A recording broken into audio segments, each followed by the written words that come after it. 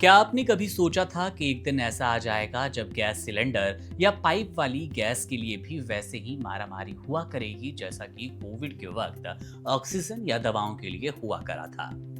आपने देखा था किस तरह से कोविड के वक्त लगातार ऑक्सीजन सिलेंडरों की कमी हुई, मारामारी हुई, चोरी हुए, यहाँ तक कि डबल ट्रिपल और कई हजार रुपए में ये सिलेंडर बेचे गए। दवाओं के लिए भी हालात ऐसे ही रहे। जी हाँ, देश में हालात अब गैस सिलेंडर को लेकर भी कुछ ऐसे ही बन रहे हैं। बेंगलुरु के बाद हरियाणा में भी कमर्शियल गैस की सप्लाई रोक दी गई।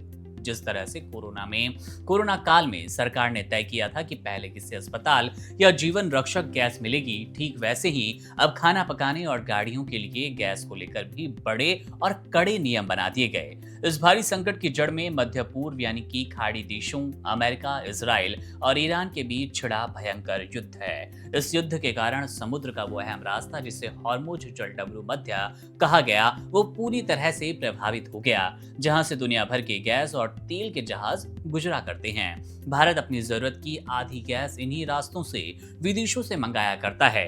अब विदेशी सप्लायर्स ने गैस देने से इनकार किया है, हाथ खड़े किए हैं और इसे फोर्स मैज्योर बताया है। आसान भाषा में इसका मतलब है कि ये एक ऐसी मजबूरी या आपदा है जैसे कि युद्ध या भूकंप, जो कि इंसान के कंट्रोल से बाहर है और अब इस स्थिति में कॉन्ट्रैक्ट पूरा न करने पर कोई जुर्माना नहीं लगता। इसी बड़े खतरे को भांपते हुए भारत सरकार ने तुरंत एस्मा कानून लागू कर दिया। ये एक बेहद सख्त कानून है जो कि इमरजेंसी में लगाया जाता है ताकि जरूरी चीजों की सप्लाई किसी भी कीमत पर रुक ना पाए और कोई भी कंपनी या इंसान हड़ताल या फिर मनमानी ना करे।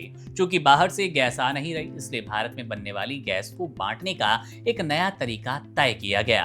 अब प्रक्रिया ये होगी कि जिसके बिना आम आदमी का जीवन नहीं चल सकता, उसे सबसे पहले गैस मिलेगी। सबसे पहली प्राथमिकता आपकी रसोई, आपकी गाड़ियां, पाइप से आने वाली पीएनजी गैस, सीएनजी और एलपीजी सिलेंडर बनाने वाली कंपनियों को सबसे पहले पूरी गैस पहुंचाई जाएगी ताकि घरों के चूल्हे ना बुझे। इसके बाद किसानों के लिए खाद बनाने वाली कंपनियों को गैस मिलेगी और फिर नंबर आएगा जो गैस बचने का, और गैस बचेगी वो चाय उद्योग और बाकी फैक्ट्रियों को दी जाएगी। लेकिन इसका भारी नुकसान बड़े बिजली कारखानों, महंगे मॉल, रेस्टोरेंट को उठाना पड़ेगा क्योंकि उनकी गैस काटी जा रही है। कमर्शियल गैस सिलेंडर पहले ही काफी महंगा हो चुका है। इस पूरी स्थिति का सीधा असर एलपीजी गैस सिलेंडर के दामों, उसकी बुकिंग पर पड़ने वाला है। विदेशों से सप्लाई रुकने के कारण कमर्शियल सिलेंडरों के दाम बहुत तेजी से आसमान छू सकते हैं, जिसका असर बाहर खाने पीने की चीजों पर पड़ेगा।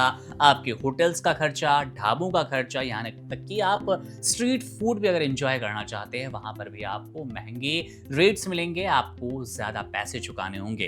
हालांकि आम घरों में इस्तेमाल होने वाले गैस सिलेंडर के दाम सरकार एकदम से नहीं बढ़ाने वाली, लेकिन लोग डर के मारे गैस जमा न करने लगे, इसके लिए कड़े नियम लागू हुए हैं। इसी में से एक है कि 25 दिन वाला नियम, यानी कि 25 दिन से पहले आप एलपीजी गैस सिलेंडर की बुकिंग नहीं करेंगे, आपको एलपीजी गैस सिलेंडर 25 दिन बाद ही मिलने वाला है। अगर आप सोच रहे हैं कि संकट को देखते हुए घर में 2-4 सिलेंडर भरवा कर रख लें, तो अब ऐसा होगा नहीं। 25 दिन के नियम के तहत आप एक सिलेंडर की डिलीवरी के बाद अगले 25 दिनों तक दूसरा सिलेंडर बुक नहीं कर पाएंगे।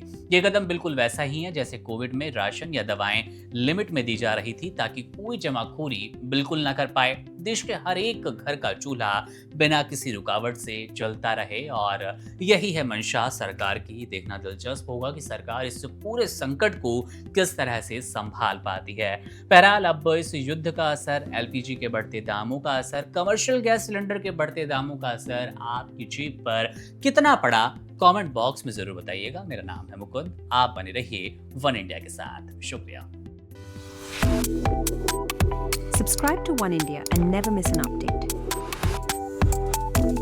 Download the One India app now.